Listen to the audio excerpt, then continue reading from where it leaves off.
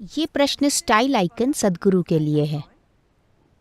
आजकल फैशन एक अरबों डॉलर का उद्योग बन गया है, लेकिन साथ ही फैशन के नाम पर नीरस और भद्दे प्रचलन भी आते रहते हैं।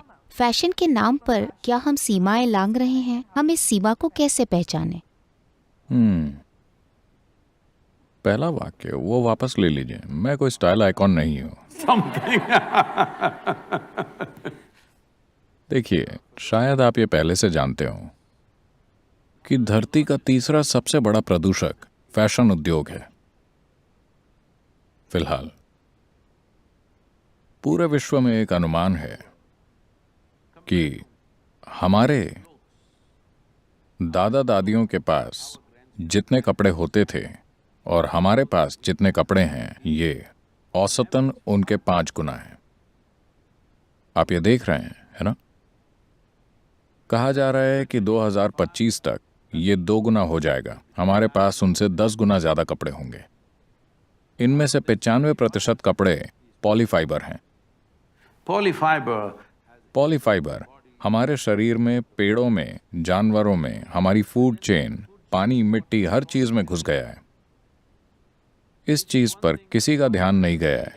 हर कोई उस छोटे से प्लास्टिक बैग को मिटाना चाहता है, जो करना चाहिए बेशक, लेकिन पॉलीफाइबर कपड़ा सबसे बड़ा प्रदूषक है। कोई इस पर ध्यान नहीं दे रहा। ये हमारे शरीरों पर बैठा है, हरदम हर चीज को प्रदूषित कर रहा है, क्योंकि सूक्ष्म पॉलीफाइबर हर चीज में समा रहा है। किसी कछुए के प्लास्टिक बैग में फंसे होने की भयंकर तस्वीर तो नहीं दिखती, लेकिन हम खुद वो कछुए हैं जो इन चीजों में फंसे हैं। तो हम एक चीज ये कर रहे हैं, जैसा कि आप अपने इतिहास से जानते हैं कि एक समय भारत पूरे विश्व के लिए कपड़ों का सबसे बड़ा निर्यातक था। 300 साल पहले विश्व के पूरे निर्यात का 60% भारतीय कपड़े थे। इसे अंग्रेजों के शासन के समय योजना बनाकर खत्म कर दिया गया। 50 सालों में 30 से 40 लाख लोग मर गए, बस इसलिए कि इस उद्योग को योजना बनाकर मिटा दिया गया। और ये कारण था कि अंग्रेजों के जाने के बाद लगभग 91 या 92% लोग खेती कर रहे थे, क्योंकि सभी बुनकर फिर से खेती करने लगे, सिर्फ जीवित रहने के लिए। इसीलिए हर जगह इतने छोटे छोटे खेत हैं और खेती अव्यवस्थित है। इसका एक कारण बुनाई उद्योग का बर्बाद हो जाना था। हालात इतने बुरे थे कि एक गवर्नर जनरल ने कहा था, भारत के खेत बुनकर की हड्डियों से सफेद हो गए हैं, 1880 में, क्योंकि लाखों मारे गए थे। तो इसके बावजूद हमारे पास हुनर है। भारत ऐसी स्थिति में है कि अगर हम सही चीजें करें तो विश्व को फिर से कपड़ा दे सकते हैं, एक समझदारी भरा और प्राकृतिक कपड़ा। मेरा मतलब है, यह आर्थिक रूप से जबरदस्त हो सकता है। हम किसानों की आत्महत्याएं और उनकी परेशानियां पूरी तरह से मिटा सकते हैं, अगर हमारी खेती का एक हिस्सा सिर्फ प्राकृतिक रेशों की पैदावार हो। इस देश में कई तरह के प्राकृतिक रेशे हैं।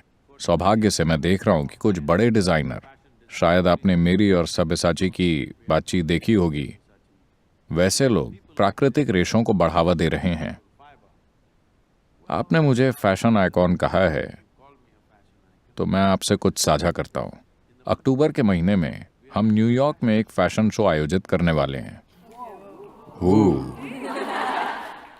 इस फैशन शो में मैं रैंप पर नहीं चलूंगा।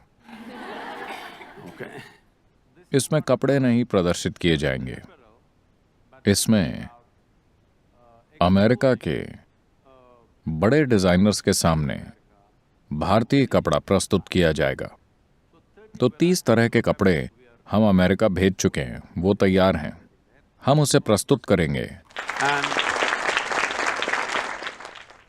और कुछ कपड़ा उन्हें फ्री में भेंट करेंगे, ताकि वो जो चाहे बना सकें और इसका प्रचार हो सके। ये भारतीय अर्थव्यवस्था को पूरी तरह बदल सकता है। जरूरी नहीं कि सब हैंडलूम से हो। अगर ये मशीनों से भी बुना जाए तो भी प्राकृतिक रेशे हों। अगर प्राकृतिक रेशे फिर से आ जाएं, तो धरती पर किसी देश में इतने हुनर नहीं हैं जितने हमारे पास हैं।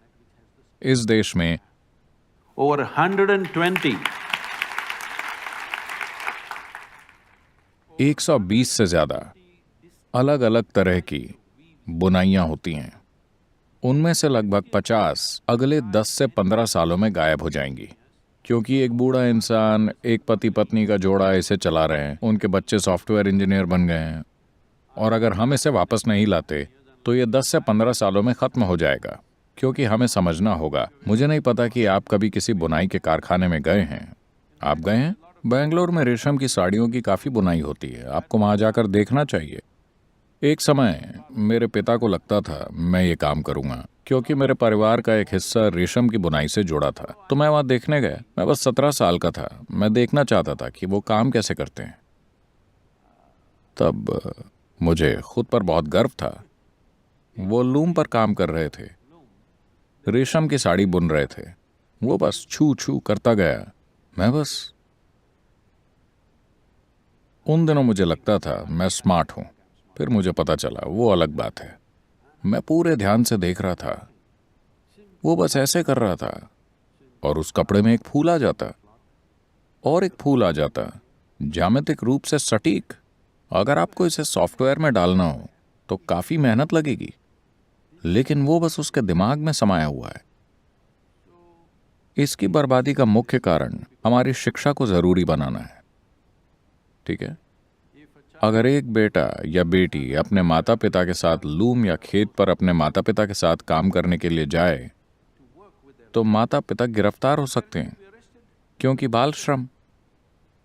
तो हमारी देश के हर हुनर को बर्बाद करने की तैयारी है, और लाखों ऐसे पढ़े लिखे युवा बनाने की भी, जिनका रवैया तो पढ़े लिखों जैसा है, पर उन्हें जीवन में कुछ भी करना नहीं आता।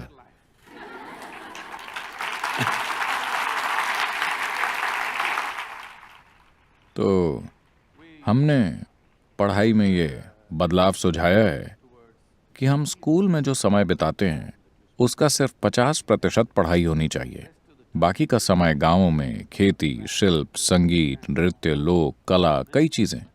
पहली बार केंद्रीय सरकार ने करीब 1 महीने पहले घोषणा की कि पढ़ाई को 50% समय देना होगा, लेकिन इसे लागू करने में हम जिस गति से आगे बढ़ते हैं इसमें 10 से 15 साल लगेंगे, क्योंकि बुनियादी ढांचा, ट्रेनिंग, शिक्षकों वगैरह की जरूरत होगी। तो फैशन की बात करें तो मुझे लगता है कि आप सभी को किसी न किसी रूप में स्टाइल आइकॉन बनना चाहिए। मतलब आप किसी बकवास चीज की नकल नहीं करते जो कोई मॉडल या कोई और करता है।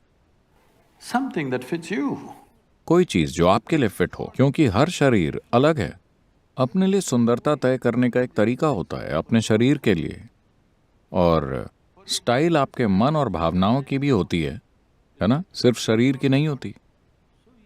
तो इसे ऐसा ही होना चाहिए। हो सकता है फिलहाल आप सभी ये ना कर पाए, पर हफ्ते में एक दिन प्लीज प्राकृतिक रेशे पहने। कई किसानों का जीवन बच जाएगा अगर आप सिर्फ ये एक चीज करेंगे। कम से कम हफ्ते में एक दिन प्राकृतिक रेशे पहने।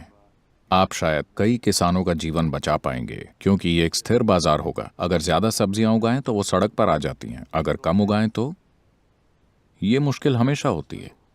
लेकिन अगर खेती का एक हिस्सा प्राकृतिक रेशों की खेती हो, जैसा कि इस देश में होता था, हम विश्व के सबसे बड़े सूत और जूट उत्पादक थे।